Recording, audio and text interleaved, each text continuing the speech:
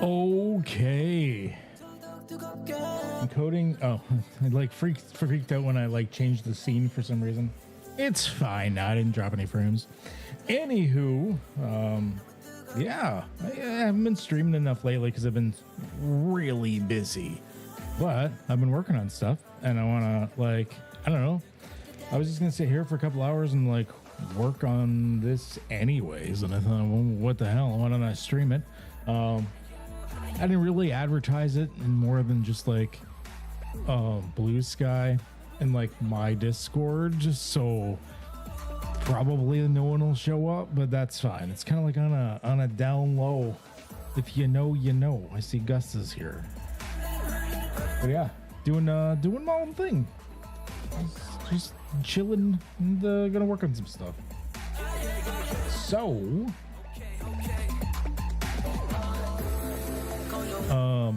I guess I can turn off this so everything's not in negatives. Oh god, that's bright. Jesus. Anywho, I'll like, just when I get rid of away from the picture, I'll turn it back to like dark mode, because that's bright on my eyes. Oh my gosh. But yeah, I am working on Voidhome, but this is not the Cypher version of Voidhome. That is right. This is the standalone system that I am tinkering with. It is some of my own stuff, And of course, a mixture of iterations of things from all of the games that I like. It is, you'll be able to see where the DNA comes from. I mean, that's how game design normally happens, right? So, yeah. Yeah, I'm developing my own system, CAD engine, and it's got where I want to head with an engine. I've got certain goals, and don't get me wrong, I love Cypher System. I will keep playing Cypher System. I will keep supporting and developing for Cypher System. Probably forever and ever and ever. But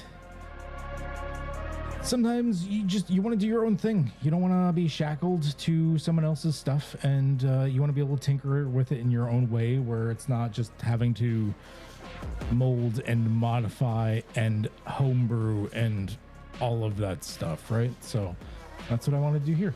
Anyways, we're going to switch back this to dark mode. That's better.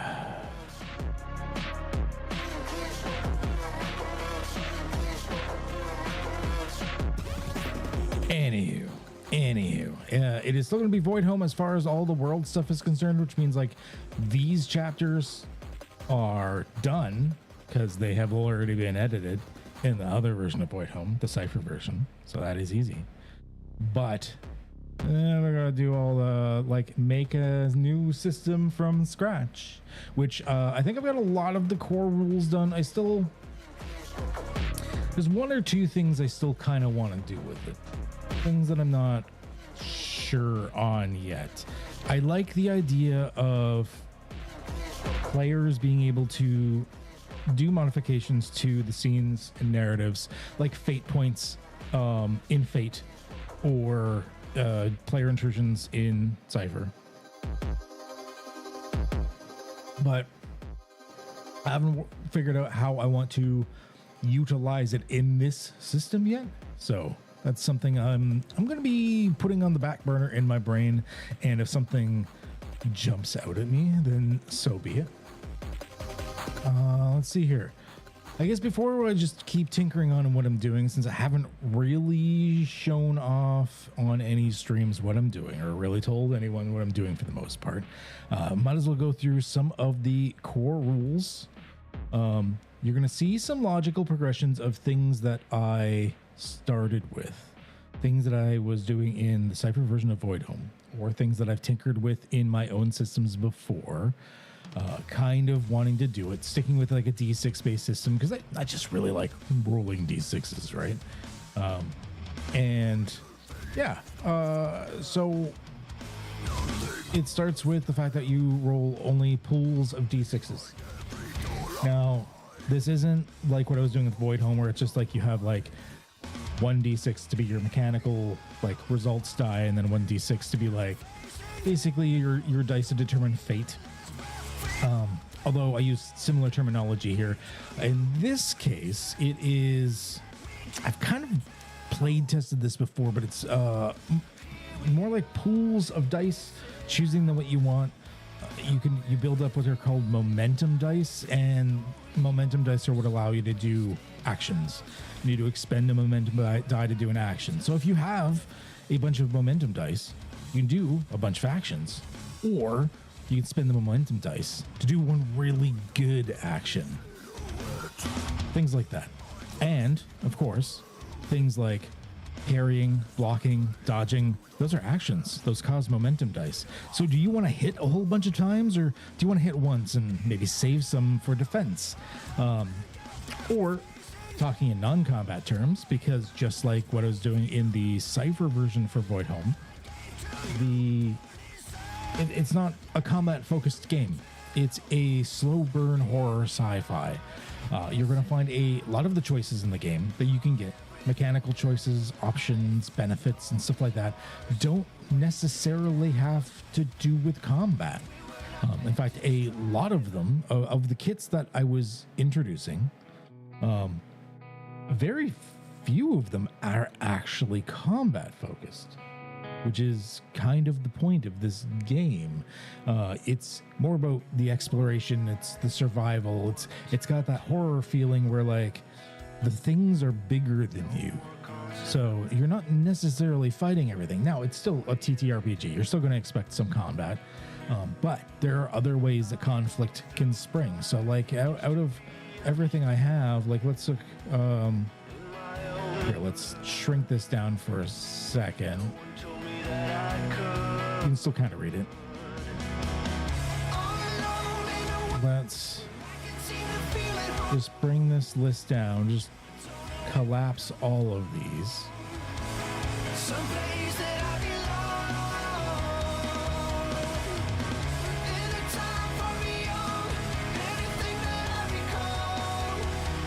Veteran and Zerker. Okay. So looking at the kits, which are, they're not quite like a class. It's just like a little starting package, but you can branch out from there.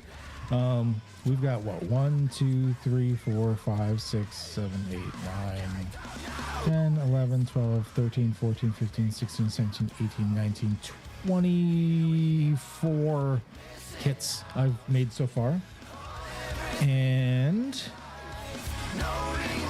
1,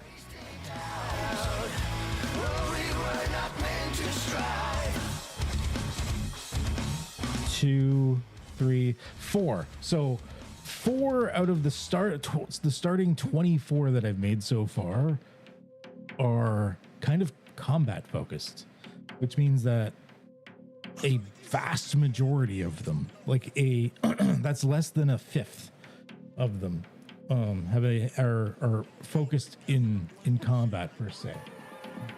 1 second, checking. There we go. Just checking, making sure everything's still running well. So, yeah, it's just the type of game that I want to do, where it's got certain things that are easy to run, certain levels of mid complexity in some areas, and I don't know. It seemed like the time to make my own shit. Anywho, getting back to the core rules. So let's go through the core rules here for a second, and then I'll get to what I was actually doing tonight, which is I'm working on some talent trees, or talent matrices in this case. So dice in the system are all D6s. You generally have pools of D6s that you're running. So 3P6 means you're rolling 3 6-sided dice, choosing one of the results, not adding them, and then adding your modifiers. 3D6 would be like normal. Roll 3 6-sided dice, add them together. And then, of course, you've got your D66, which you get 2 numbers out of it with a decimal place in between them. So 3 into 5 would be 3.5. Momentum dice are the big dealio that you gain from basically a refresh in conflicts. You can gain them from certain talents. You can even gift them to each other, normally at a cost. So you can't just like easily move the momentum around. Although there are some, like the the Herald, I think, kit where I allowed you to, it didn't cost you to like shift them around. One of the things I like for this system, now this obviously works a bit different digital, but the fact that your pools can sit there as physical dice in front of you. There's no reason to write them down. If you've got so many dice for resistance dice from your armor, then just have them there on the side. You want so many dice you have for your momentum, then just have them physically sitting in front of you. And then when you use them, you just pick them up and expend them. This way you don't have to write anything down. You're not constantly like wondering if you remembered to get rid of them or erase it from your character sheet. And it's not a pain in the ass. You just use it because you can physically pick them up and get rid of them. I find it's an easier way to keep track of all these resources. Just physically have it in front of you. No math involved as far as that's concerned. Facets. I will be honest, these are a tweaked version of the aspect system from Fate. Very year 0. You're going to find DNA from a lot of things in here. The fact that you will need, I believe year 0, correct me if I'm wrong, it's been a while since I've actually played a year 0 game. I believe year 0 consumes your action to dodge attacks and stuff like that. So this would be similar to that. I think that was from year 0 I was originally pulling that from. I may be wrong. It has been a while, but you're going to find DNA from various games here. Facets, of course, like I said, that's basically borrowed from Fate. Everything here, of course, whether it's inspired or borrowed from another system, is of course going to be heavily iterated upon. Innovation through iteration, everything evolves, right? So same things for these is we have facets. Also, the closest thing to health in this system are called stains. Basically, as you get stains, they start to overwrite your facet slots. You have 3 slots that are just for these lasting stains that can just happen, and then you can, in between scenes, you can use downtime to get rid of them. But permanent stains, things that are life-altering or character-altering, actually overwrite your facets. So if you've played Fate and you know what an aspect is, it's like a sentence about your character of something about them. Well, permanent stains overwrite these, and if you get too many of them, that's when your character is permanently defeated. In terms of color-coded dice pool, I mean, yeah, Fate and White Wolf dice pools are fun that way.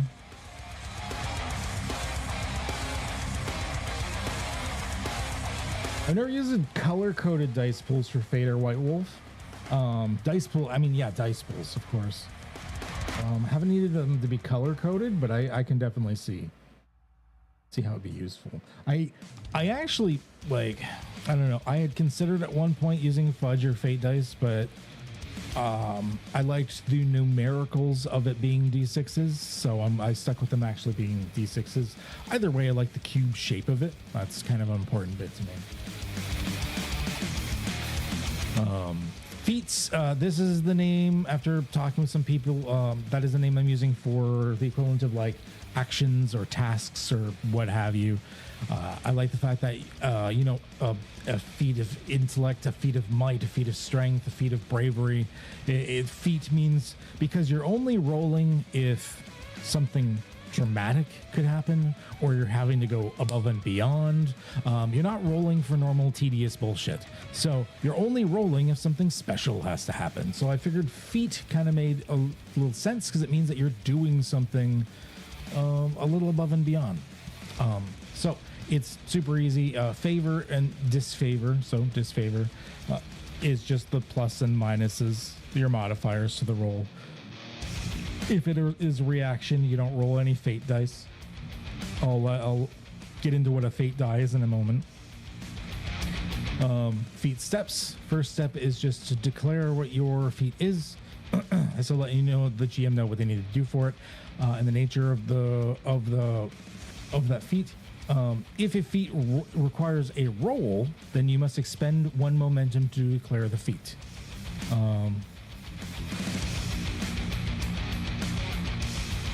I should put that actually is supposed to be changed because I changed that now.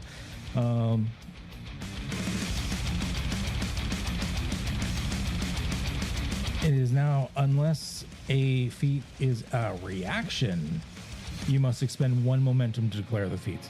There we go. Because I had added the actual reaction clarification. This is why editing is a good thing. This expended momentum provides no other benefit. If no roll is needed, you do not need the rest of the feat steps. Yes, okay, that is good. We get our difficulties. You must exceed to succeed. Then we get to modify it. We can modify it via your talents, which are like your abilities, basically. You can expend momentum dice for extra dice on the rolls, starting to get into your pools. Moment/momentum is a very cool way to quantify. Yeah, I think so as well. I like the fact that you could build it up. You can even save it from between refreshes or overtime. And the GM is going to have momentum as well. This is not a player-facing system like Cypher. I was tempted to do that, but I decided that this is going to be a system where the GM does actually roll for opposition. So the GM can build up momentum and do things as well. It's a very back and forth thing. The GM can even do things like sort of futz with your character, almost like an intrusion, by calling upon your facets for free for the GM's purposes, but giving you momentum to do so, for example, instead of having the GM having to spend momentum to do it, gives you everyone sort of an extra tool to play with. Anyways, the fate roll determines if there is a complication or an opportunity on a nat 1 or a nat 6. And then depending on the roll, that it also changes where the focus goes. I was already, for anyone following the other Voidhome stuff, watching in the future, old Gus, obviously you're here, you know all about it. I've been experimenting with a system like this for a while, trying to pin down what I wanted to do. And then, of course, when Daggerheart came out, and it did basically what I was already experimenting with, but they had cleaned up a few things. It just inspired me to kind of go with it. And in this case, it's not quite like the way Daggerheart works. It's actually a mixture of a few different systems for this, but it inspired me at least to go in this direction. I don't not miss rolling dice. The players are still going to be making the majority of the dice rolls in this, but I don't know. It is nice sometimes not to have the roll dice. It is fun in Cypher to just sit here and tell a story, but I kind of miss it sometimes as a GM, like rolling the dice and getting to like use my click clack math rocks. So yeah. Anyways, depending on what they roll, a player can get an opportunity or a complication. And then you can, if they get an opportunity, they can choose things like, if the player keeps rolling well, they could keep getting momentum, which means they could keep doing shit. Technically, you could like just keep going. You could even like, if you roll well, you can even like restore your presence, or you can like declare new facets on like the environment or something. Well, but if they roll complications, the GM gets the futz with you, taking away momentum, declaring facets only they can use, or even affecting the environment. We get down to the feat roll, which is the final bit, and that's just the like, did you succeed roll. You roll a pool of dice for however many dice you have, add your modifiers. If you exceed the difficulty, then you succeed, and you control the narrative for achieving your declared goal. So, like, it seems like a lot, but like if you really break down like how rolls work in any systems, it would seem like this. Really, it's four steps. Say what you want to do to get a difficulty, modify it, roll your fate die to see where the narrative moves after it's done, and if there's a complication or an opportunity, and then if you have different colored dice for your fate dice and your feat dice, you could roll them at the same time. So you really could just be rolling your fate and feat dice. So really, it's almost like 3 steps at that point, which is not much different than most RPGs. You declare it, get your difficulty, figure out if there's modifiers, and roll your shit is basically what it comes down to. Retries. So now we get into the nitty gritty of it. Retries. If you fail a roll, there's nothing you can do to attempt it again in the scene. Failures have consequences. They stick around. So I wasn't having it where you can just sit all day, every day and try to, it doesn't mean that the door's locked. You failed. You can't unlock it because no reason whatsoever. People will be like, well, why can't I try to unlock it again? I'm going to put some more clarification in here. If there's narrative sense for you to be able to try it again, you can try it, but it might become a strenuous feat, which we'll get to in a moment. Or there might be a narrative reason why you can't do it again. Maybe the lock jammed. Maybe you're running out of time and you need to go find a different way around. There could be more than one reason why you can't retry something again. And instead of just sitting there and doing tedious rolls over and over, I want to promote people only rolling with dramatic consequences, only rolling if it's being opposed or contested, only rolling if something fun can happen. So just rolling to unlock the door for the sake of unlocking the door, that's boring. I don't want people to have to do that shit. So that is why I have things like retrying you don't normally get it unless there's like a very specific narrative reason. And if you do, it might be a strenuous feat. Basically, strenuous is just it might cost you more momentum to declare it. So it's not that big a deal. So instead of doing like getting 2 momentum to use for like 2 different actions, feats in this case, yeah, it would just cost you 2 momentum to do the feat because it's extra strenuous. Same thing for if you're like opening a big heavy metal door and it's not just difficult, but like kind of hard on your body. GM might be like, okay, that's going to take a couple of momentum to pull off. Makes sense, right? And then graduated is normal if there's multiple difficulties for varying degrees of success. Narrative scenes, this is when you're not in a conflict. Now, narrative scenes and conflicts kind of blend together. I even state here that like when you're transitioning, it becomes a conflict, it's not necessarily a different scene. It just means that you're actually in a conflict now.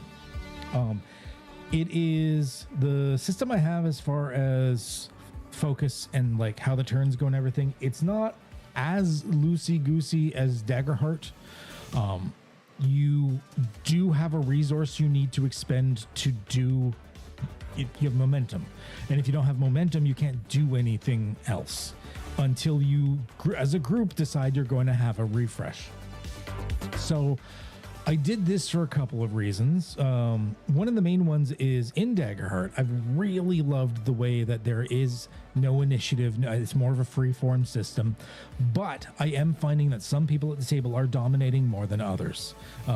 There is optional rules for like an action point system where everyone gets a set number of turns and stuff like that. But I liked the idea with the momentum and the fact that people can shift the momentum between each other, that you could have those supportive characters maybe played by someone that doesn't want as much presence at the table. They want to take the spotlight as often. So they're willing to do the thing to still role play, but then feed that momentum to other players.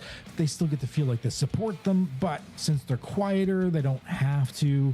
And if everyone has limited momentum, then that means if someone wants to, they can eventually go, because the other louder players that sort of bully their way in, I mean, they're going to run out of momentum quick, and then they got to wait, and then they got to see what other people are doing.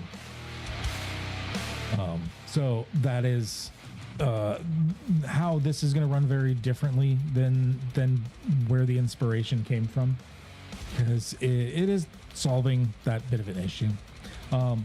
Zones, I'm not having, so there's no measured like anything in the game. I'm not even doing distances per se, like with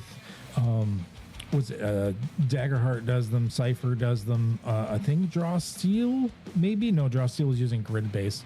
But like there's a lot of them have that abstract distances. I'm not even doing that. It's just zones. Everything in your zone and then X number of zones away.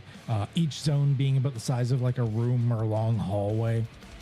So that's it.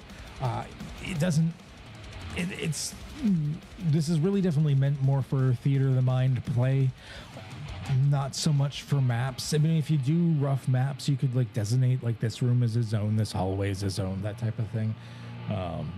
And being Voidhome, you're going to spend probably more times indoors than outs. Although world plates, you have areas where you might just have like large hex grids for the zones.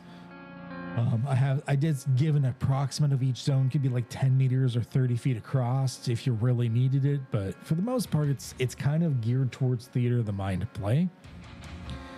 Refresh is when everyone gets their momentum. I did 2 interesting things here. So first of all, a refresh occurs under one of 2 things. The players decide a refresh is going to occur, in which case they get more momentum. Or if the GM is out of momentum, the GM can decide that a refresh is going to occur. But here's the other interesting thing. Every time a refresh occurs, you get more momentum than you did last time, up to a maximum. This is so that things sort of escalate, making it so that you are likely to do bigger and bigger actions or have more resources to play the longer it goes on. So at the very beginning of a conflict, your first refresh happens, everyone gets a momentum, and the GM gets 1 momentum per PC. But on the second refresh, every player gets 2 momentum and the GM gets 2 momentum per PC. On the third refresh, 3 momentum for each player, and the GM gets 3 momentum per PC. This is the maximum. I thought more than that would start to get a bit ridiculous number-wise, especially for the GM, because like you're probably getting like 12 to 15 momentum at this point. That's a lot of momentum for the GM to sort of suss out and figure out what they want to do with. So anything more than that would be a bit crazy. Now, of course, a player can save up to 6 momentum between refreshes. So even if they only want to attack once and they kind of want to start banking points for dodging or stuff like that, they can do so. So, but this way, I kind of like the fact that it escalates a little bit over time. And then focus is kind of like the spotlight in Daggerheart, but like I said, with those changes, it can bounce back and forth. The GM, they can focus on a specific opposition.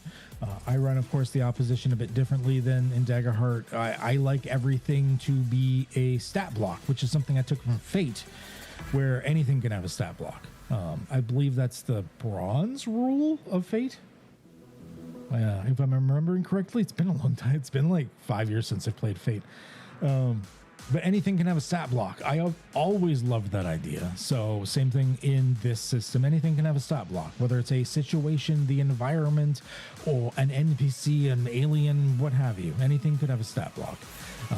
Also, the GM could either choose to focus on an opposition, or they can just affect the environment, which is basically almost like a GM intrusion. But they have to spend momentum to do it. I might add a thing here where they can do it for free, but they have to give momentum to whomever they affect. That might be a neat idea as well. Let me make a note. Free, have to give momentum.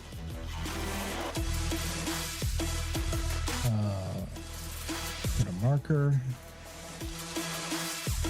This is part of the reason I say this out loud, just so like I can kind of like brainstorm as I'm going on.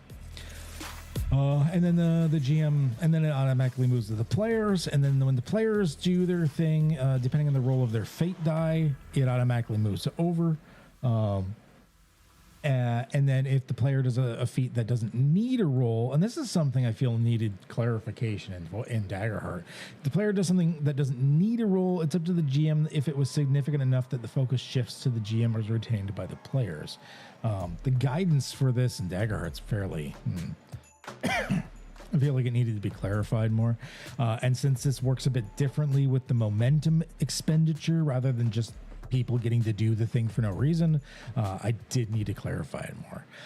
I brought in the interrupt mechanics that I had developed for the Cypher edition of Voidhome, where you, if an feat is about to take place and you're like, oh hell no, I don't want that to happen, you can attempt to interrupt it. Instead of it costing more like I was originally thinking of, it still only costs a momentum to declare the interrupt and then a momentum to declare your feat. So it does cost a little bit more. But if you fail the interrupt, the target actually gets a momentum, which they can apply to their current feat. But if you succeed, then you get to interrupt them and do your own feat, which possibly completely cancels out what they were doing. So I like this. It's a very risk versus reward thing. Costs you a little bit more, and if you fail, you're actually helping who you were just trying to interrupt. So this way, since you can do it as many times as you want, as long as you have momentum, I like this risk versus reward because, yeah, maybe you don't want to do it all the time.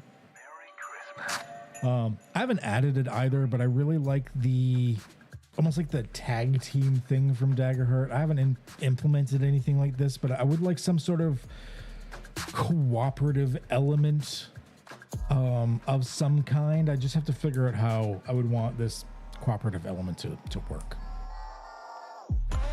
Impact and presence. I'm retaining the same verbiage that I was using for the Cypher edition of Voidhome because I liked how abstract it is. It could be something mental, situational, financial. It doesn't have to be just damage. and health. It is how much presence you have left in the scene, which is being impacted. If your presence goes to 0, you become at risk, and you have to choose whether you're going to just accept a temporary defeat and get a stain, whether you want to push yourself, where you regain 26 presence and you get a lasting stain to your character automatically. Or you can do a final act where your presence is restored to maximum. You ignore any limits to your stains, but are permanently defeated at the end of the scene. This cannot be stopped and is inevitable.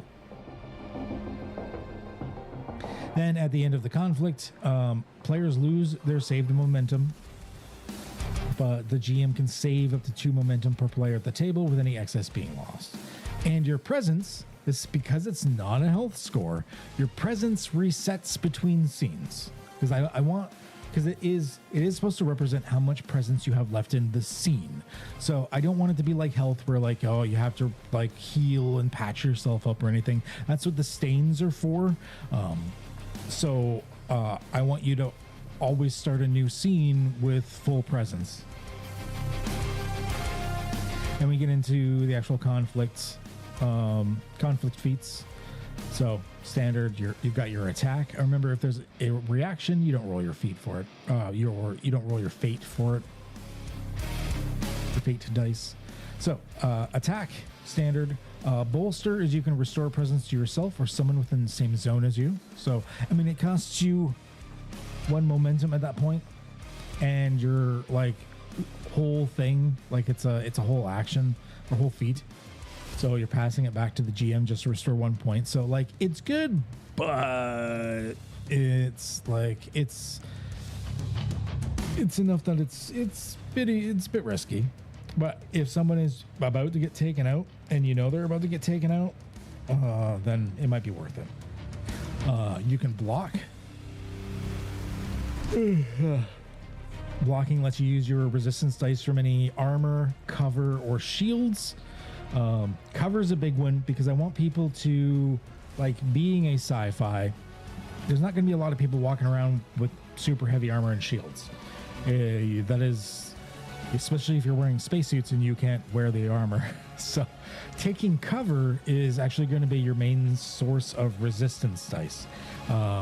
Unlike dodging or anything like that, you roll your resistance dice just to lower the amount of impact coming into you. So as you sit there behind cover, like say cover's got like 5 resistance dice, you roll all 5 of those dice. For every die that has a 5 or a 6, you lower the impact by 1. But for every successful resistance dice that you roll, it goes away. So your armor or cover or whatever does slowly disintegrate over time whenever it's actually soaking that damage. And there's the cover action where you can actually take cover in order to get some more resistance dice by hiding behind something. The GM, of course, has to say that there is something you can take cover against. But this is, I imagine, where a lot of the damage mitigation for attacking and combat is going to take place.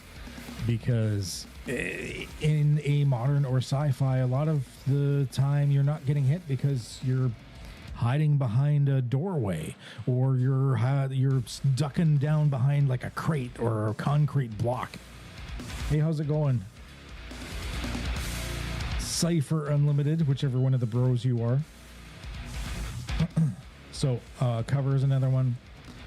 So basically, if you are attacked or gonna manipulate, your main defenses are block, dodge, parry, or resist. Oh, hey, Aunt. How's it going? So then we get parry, where like, so dodge is standard. You can roll dodge, get out of dodge, get out of the way. Manipulate is like attack, but it's for more abstract things, using your tools, knowledge, social pressure, innate skills to apply impact, rather than like something where you're trying to harm them. Parry, redirect. So this is if you're redirecting an attack or manipulate that is targeting someone or something else in the same zone to target you instead. Basically, it's like taking the hit. Resist is against those more abstract, like social, financial, stuff like that, mental, psychic, whatever. Support is when you can grant momentum to someone else. By default, you have to, of course, spend a momentum to declare the action, and then for each extra momentum you can give to someone else. There is ways to reduce this so it doesn't cost you anything, and you can just give your momentum to other people. I wanted the supports to feel happy and useful. And then sway is, what is it called in Fate? Creating an advantage? It's sort of like that, basically. I like countdowns, countdown clocks, doom clocks, whatever you want to call them. It's rules for that. And then downtime is what you can do when you're taking a little bit of a break.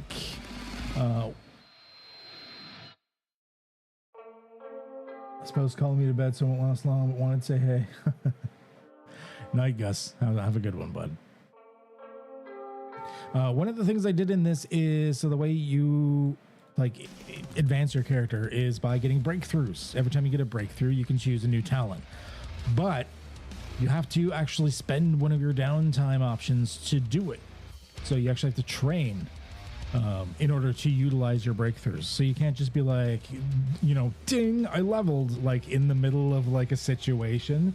You actually have to spend some time to improve yourself. So yeah.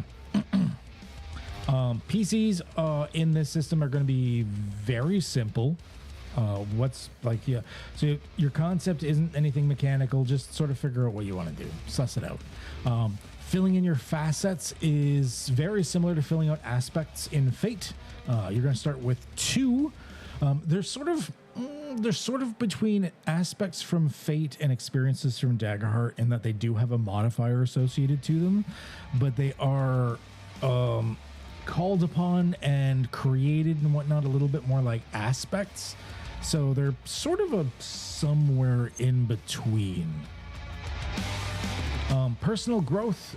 These are kind of like character arcs from Cypher, but they work a bit differently. It's still the concept of you have a personal quest or goal of some kind, but they work a little differently than a character arc would. You can't fail a path or anything, you're going to get there eventually. And it does provide you breakthroughs as you do it. Stats, you begin with a power score of 2, your bulk capacity of 2, and a presence of 6. Those are basically the only numbers you got to keep track of in the game. There's very little to keep track of in this for the most part, as far as numbers are concerned. The rest of it is all your dice pools, which you physically will have sitting in front of you. If you have 5 momentum, you're going to have 5d6 sitting there in front of you that you can draw from. This way you don't have to do any math. You don't have to write it down. You just know I've got 5 dice there. If I use one, now I have 4 dice left, and you can just see it. I like that concept. I don't know how it's going to work digitally yet, but at the table, I like the fact that you just physically have dice there. It's just nice. Oh, this should be a talent. And then talents are your abilities. Or your kit. Your kit is sort of like a class. You get a starting benefit out of it and a list of talents that are associated with the kit where you can completely fill them out, and a benefit, as well as maybe some gear. But that's it. After that point, they themselves don't, it's not like a class where it upgrades over time. It's more like a starting package.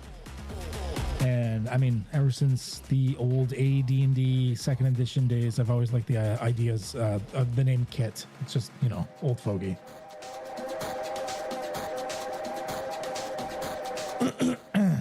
Yeah. I don't think we have to get into any details here. And then when you improve yourself, at the end of a session, where I forgot a whole section of a sentence. At the end of a session, decides you get one, or upon completion of a personal growth step, you receive a breakthrough. True cyberpunk fashion, the starting package is all I've ever mileage on. True. Oh yeah, I guess it would be similar to cyberpunk, because that was sort of like a starting package for them, depending on the edition, of course. I think it was like that. Or was Shadowrun like that too? My Shadowrun books are downstairs. Like, I'm thinking like I know the newer editions, like 4th edition was like a point-based system. I'm thinking more like 2nd and 3rd. I think we're more like, they were like starting packages, but like customized after that. I don't remember. Anyways, anytime you get a breakthrough, you can either get a new talent or you can remove a permanent stain, turning it into an empty character facet slot. So, it's Voidhome. I gotta make it kind of brutal, like, so low rent joke. No, don't have to be sorry. It's giving me more inspirations even talking about it. So permanent stains are kind of a big deal. They impact your character forever and ever and ever, unless you remove them. So you can use a breakthrough to get rid of a permanent stain and overcome it somehow. So yeah, if you have a permanent stain, like I got my arm blown off or something like that, it doesn't mean that you grew a new arm, although you could explain it that some alien shit did grow you a new arm, in which case it's horrifying. So much as you probably just got a nice prosthetic, or you've managed to learn your way around it so it's not such an hindrance to your life anymore. That type of thing. Personal growth paths. So this is a little different than character arcs in that they are less specific, more generic. I only have, they're more like a category rather than something, and then I go into more specifics for each. But there's assist another, better yourself, build something, explore and discover, enact change, overcome adversity, social bond, and tend thyself. And these are probably the only personal growth paths I'll do. They don't have the details like character arcs in Cypher, where it's like, here's how you started, here's your ending goal, you get like this and this and this. They're just personal goals. You can have multiple steps in it that each get you a breakthrough, and then if you complete a personal growth path on top of the breakthrough that you get for the final step, you also get a permanent boon. Each path gives you like if you assist another, your boon is you now have +1 momentum to any feat that directly interacts with those that you have helped. That's pretty strong, but I mean, you got to work for it, right? Like most of these are pretty strong. They are like boons that should take you a good number of sessions to get to, and I mean, you had to work for it. You had to get there. So yeah. I mean, enact change, that one's simple. An extra breakthrough, explore and discover, an extra inspiration slot. So yeah. Next is the kits. These are sort of like the classes, but you will see that they are very simple. I haven't written the talent, so they have talent matrices that are associated with them. It should be matrices, whatever. I'll change it afterwards. But you see, like they're very simple. They some of them start with a piece of gear. They all have an ability of some kind. This shouldn't be named ability. It should be implant. So like Boffin, for example, the scientist, you get the power of science, where you have +1 momentum for any feat rolls that involve advanced science. And I haven't done the talent trees yet, so can't add anything there yet. And then gear, they get a field science kit, and that's it. They'll get a list of talent matrices that are tied to this. It doesn't mean those are the only ones you can take from. You can take from any talent matrix, but they're the only ones that you can like completely fill out. I do have a number of them so far. And as I was just discussing at the beginning of the stream, so far I've written 24 of them, and only 4 of them have any sort of combat focus to them. That's Voidhome's not a combat focused game per se. So unlike a lot of games that are like, oh, we focus on the narrative, and then like 99% of the rules are about combat, that is not where I'm headed with this. So yeah. Then we get into talents, which is what I'm working on right now. This is something I've been getting some feedback on in multiple servers, actually, like 4 different servers, as well as from various people. So these are talent matrices, or talent matrix. Basically, the way it works is when you get a new talent matrix, you always start. You can see my cursor, right? Yeah, you can. You always start in the center. Initially, you then choose A, B, or C when you get a second talent, and each one of these hexes is a talent. Say I chose A. Okay, so now I've got the origin talent, and I've got the A talent. Now, if I get a third talent from the tree, I can only choose between 1, 2, and 3 because it's a tree. It's branching out. So if I choose 3, awesome, cool. If the talent matrix is not one of the ones listed in my kit, then that's it. I'm done that talent matrix. I can only ever get those 3 abilities, and I'm done. That's it. If, however, that talent matrix is one of the ones listed in my kit, then I can go back and I can start taking the other talents. So I've already unlocked A, which means I could unlock 2 and 1.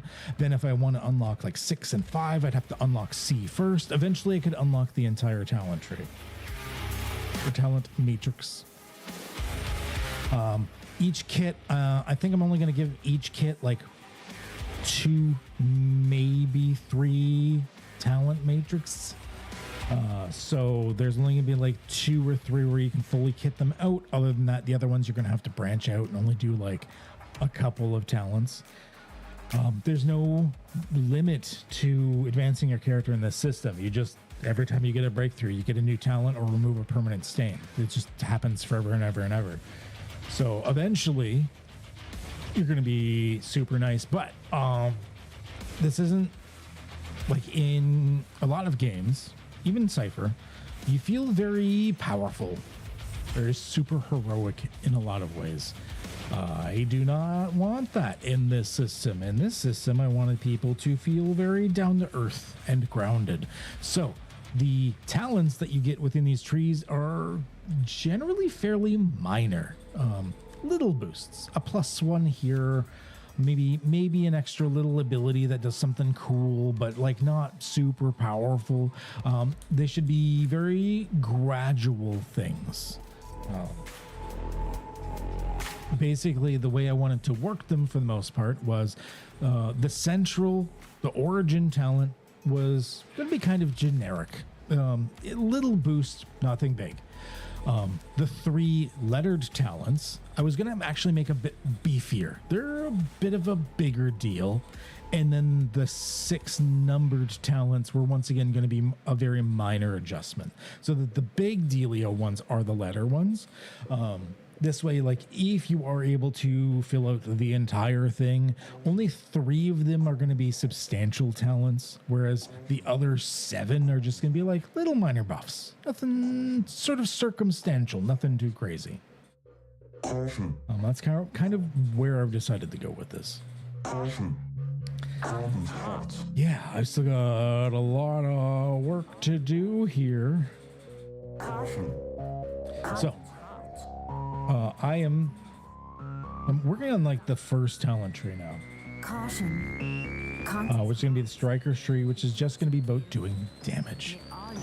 Now I'm still kind of figuring out what I want to do, how I want to do this. So I did say I want the origin one to be not as beefy. So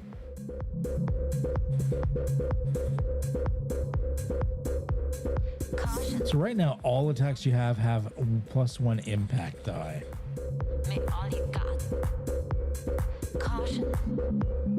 I'm thinking I might change that to be something more subtle with like a limited use to it or something. We get rid of it being lethal. This is about dealing more harm.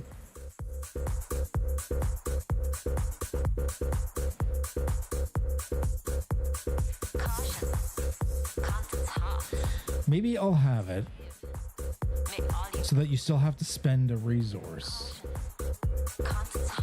when you use momentum to apply extra impact dice,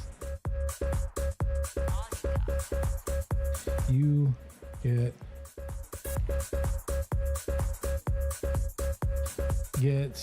yeah, I'll do get +1 impact on an attack, because it's specifically an attack. You get +1, you get 1 extra impact die. Caution. Conden's hot. How about if you use momentum to apply extra impact dice on an attack, you get 1 extra impact die. So you're having to expend a resource to get the bonus, making it a lot more minor. I like it. Brawler, hitter, and shooter will be the 3 specialties for it. So A, B, and C will be like unarmed, melee weapons, ranged weapons. And you just straight up will get +1 impact die for any attacks that use that needful thing. It's kind of a big deal though. Maybe I should make it 2.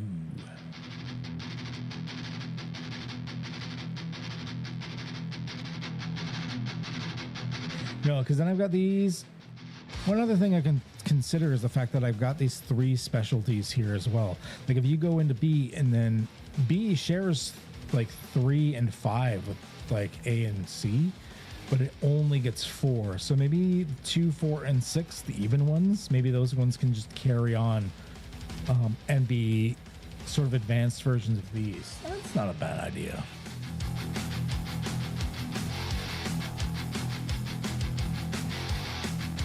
So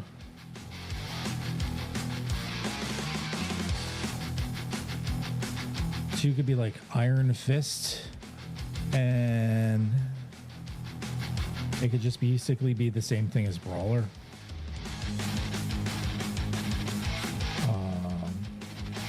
Yeah, and then B would be Hitter.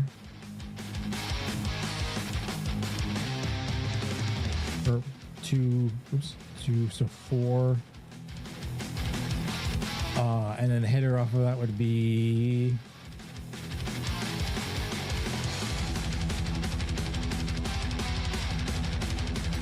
Power Swing.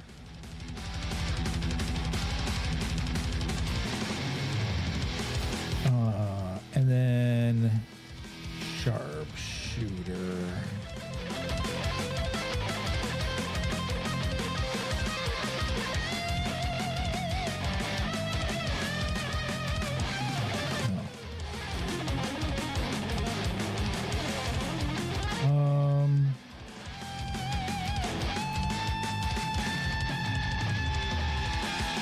Sharpshooter's more about aiming, right? Hitting shots.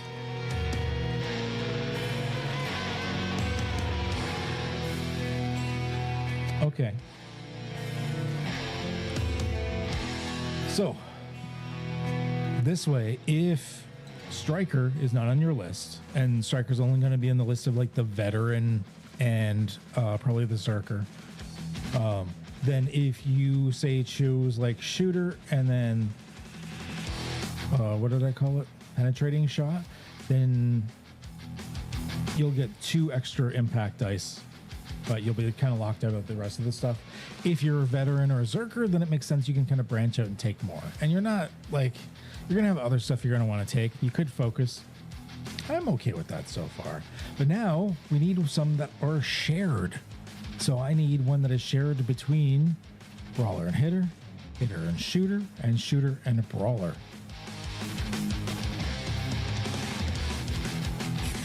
All right. So Brawler and Hitter.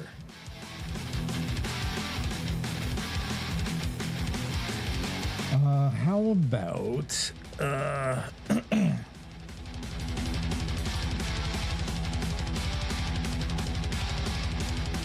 how about Armor Smasher?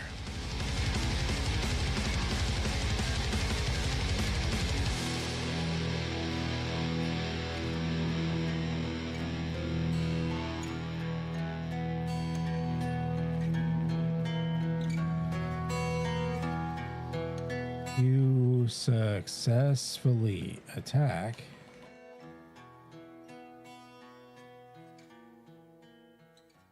target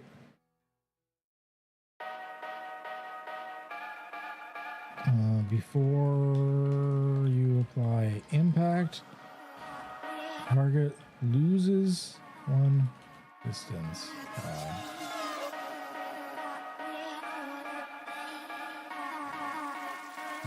Reduces their resistance by 1. Yeah, that could work. And that is the one that is between brawler and hitter. Kind of makes sense. Or the one that's kind of like smashing through the armor. So now we need one that's between hitter and shooter. So B and C will be number 5. Right? 1. Oh, 1. Oh, that was supposed to be 3. I was putting that in. Oops.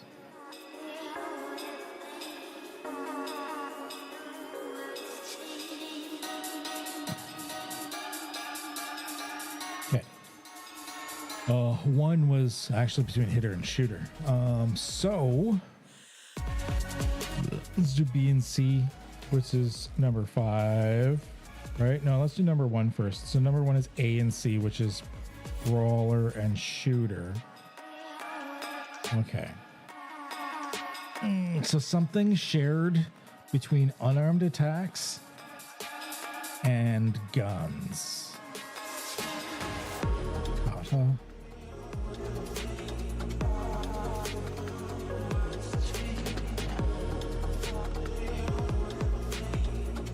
I'm thinking like gun kata. Something about using guns up close and personal.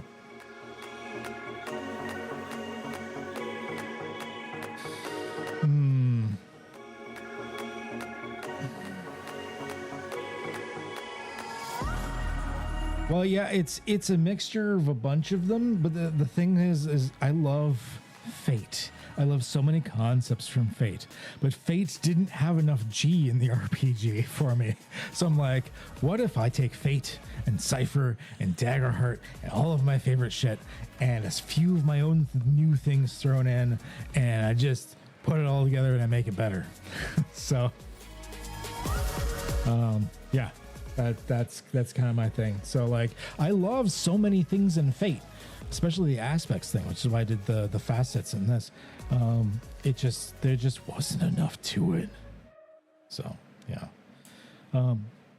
So a talent that is between A and C, which is brawler and shooter. I'm thinking something like gun kata. What does that mean?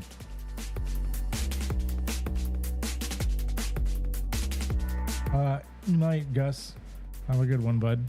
I thought you'd already passed out.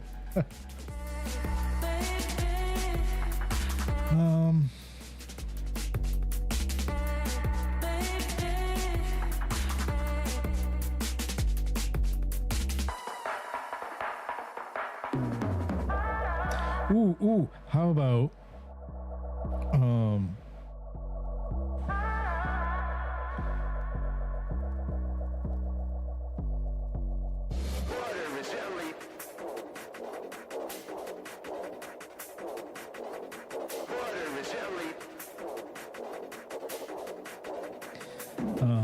you can treat just a weapon, melee unarmed attack.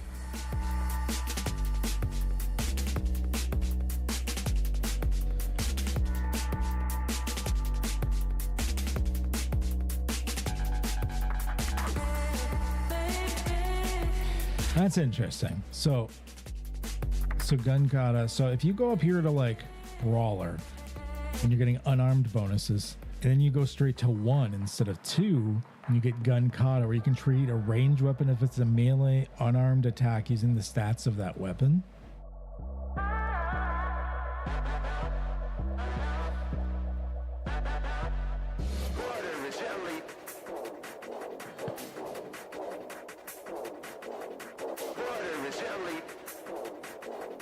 Yeah, I like it.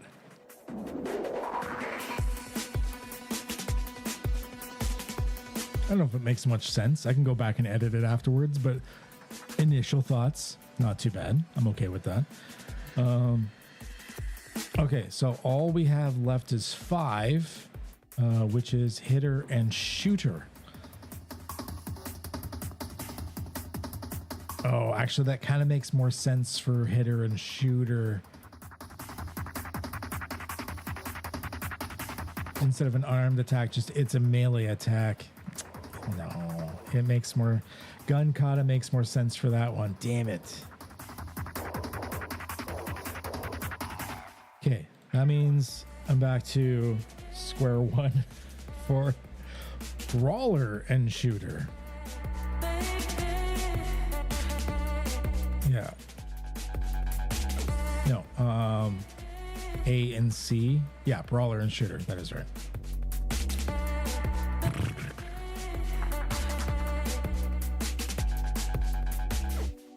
So something in between brawler and shooter, something that mixes together unarmed attacks and ranged weapons. Throwing? No, because I kind of wanted to do a whole thing on throwing.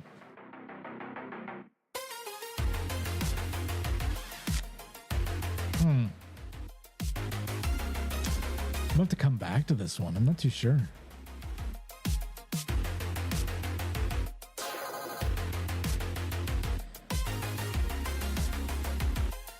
I know it looks complicated, but I'm really happy with this talent system. I kind of like the way the trees work for this.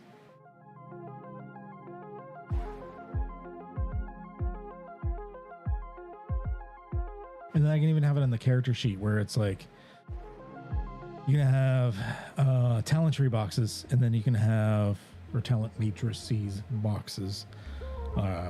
And then it would be, it's what, 10 spots? 3 or 10. Actually, since there would only be, we're only going to have, I'm thinking like 2 matrices per kit. You have 2 talent trees that are 10 slots, and then a bunch of talent matrices spots that are just 3 slots, because you can only have the 3 out of them. Yeah.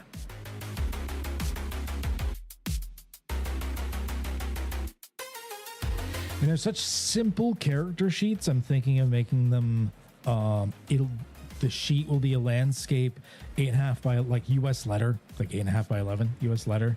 But the reason I'm choosing that is because if you fold a US letter size sheet in half, you get 2 A5 size sheets. So each sheet is actually going to be 2 sheets. So you can either choose to keep it as a landscape US letter, or you can like cut it in half or fold it in half and put it into an A5 size notebook, which is what I've been doing for a few of our campaigns now. And my players really prefer the size of like an A5 like notebook you get off Amazon or Temu or whatever. So that's what I'm kind of thinking of doing for the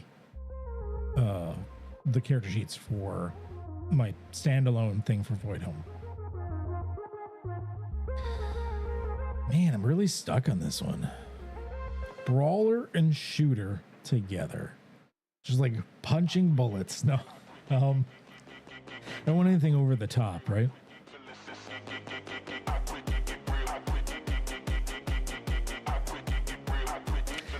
I don't know.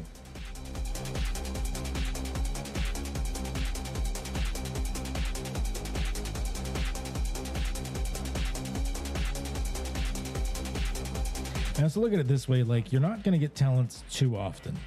Like you're probably not going to earn a breakthrough every session. Your personal growth paths will probably earn you more breakthroughs than actual like significant plot points in the story. So like if you play, say you play 20 sessions of a campaign, which is like, it's like half a year, right? Like a half a year of play. In that time, you're probably only going to get like 8 breakthroughs. and one or two of those breakthroughs you might even use on permanent stains to wipe them out, in which case you're maybe looking at closer to like 6 or 7 talents. Like that doesn't even fill up one of these trees in total. Now, of course, if you play a little more accelerated than that, then maybe you could branch out a bit more. But yeah, I think this way you're not going to be burning through these talent trees like too quickly.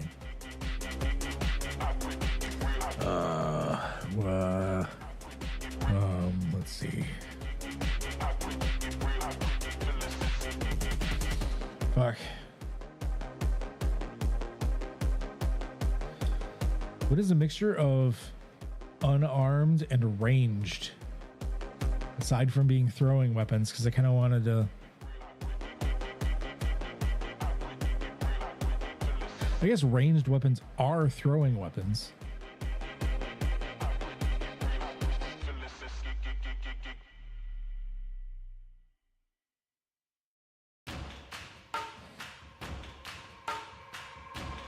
Okay, so something to do with throwing, maybe. I'm kind of convincing myself that it would make sense for it to be throwing, because technically throwing weapons are going to be classifying as ranged weapons.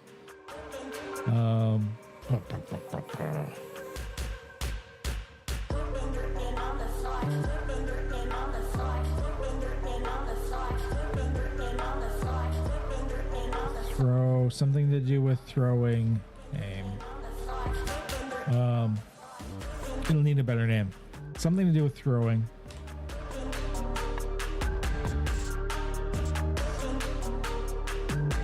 Something specifically to do with damage with throwing.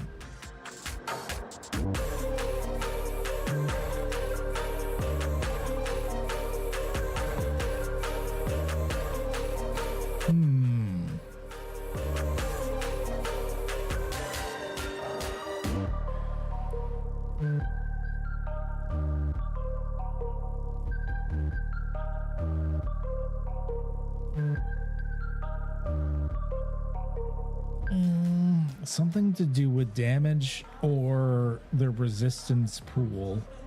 Maybe something to do with the resistance pool.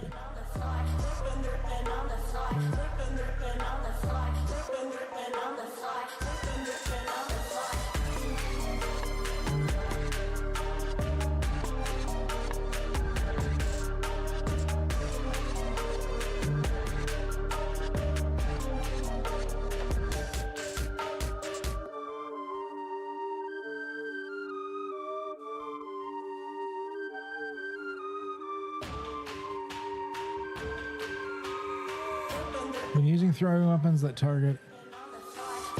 have a single target,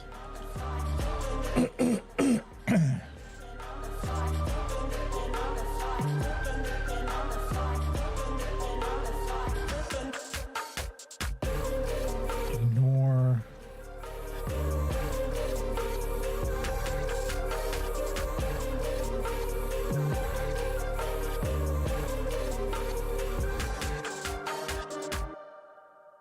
resistance dice successes. So when using throwing weapons that have a single target, you always ignore one of their resistance dice successes. Okay.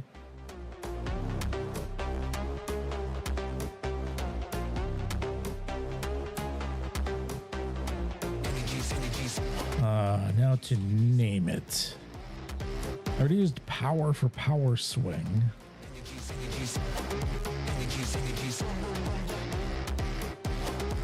Throw? Sure. I can come back and rename it afterwards.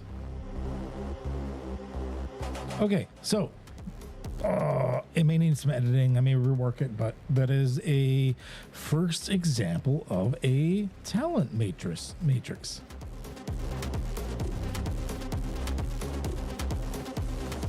I like it. All right.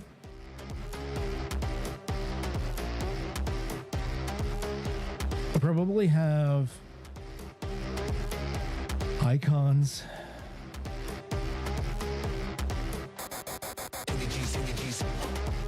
Yeah, I'll probably do icons, like the same hex grid icons that are here, for like the A, B, C, 1, 2, 3, 4. And instead of like a list like this in the final layout, it'll be like the icons for those, so it's instantly recognizable.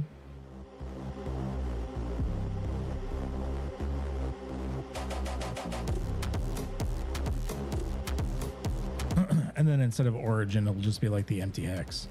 Sweet. Sweet, sweet, sweet. Or instead of an empty hex, I might put a dot. It's just so it's something in there. I like it. Wow, it's after midnight already? Okay. So that's my first video on the standalone system I'm working on for Voidhome. I like the way it's going. I did a bit of an overview. This way I just have a video to be kind of give a quick overview on what I'm planning on for the system, what I'm going to be doing with it. And we made our first talent matrix to sort of get a rough idea on how I want to go with this. I think that's pretty good. It is after midnight. People in the house are probably going to bed. I probably want to go to bed. So I think I'm going to end it for now. Yeah. If you like what I do, don't forget to give a visit to my Ko-fi. Maybe drop a couple of bucks for this Canuck for some brewskis. Only if you've got it to spare, of course. And that's about it for tonight. Visit all the links below. Join any socials I've got, and we'll be doing much more of this in the future. The Cypher version of Voidhome is about to get a final drop for the printer-friendly version of it, because I haven't finished all the art. So expect that to drop really soon. And that's about it. As always, stay healthy, stay safe, and have a good one. Okay?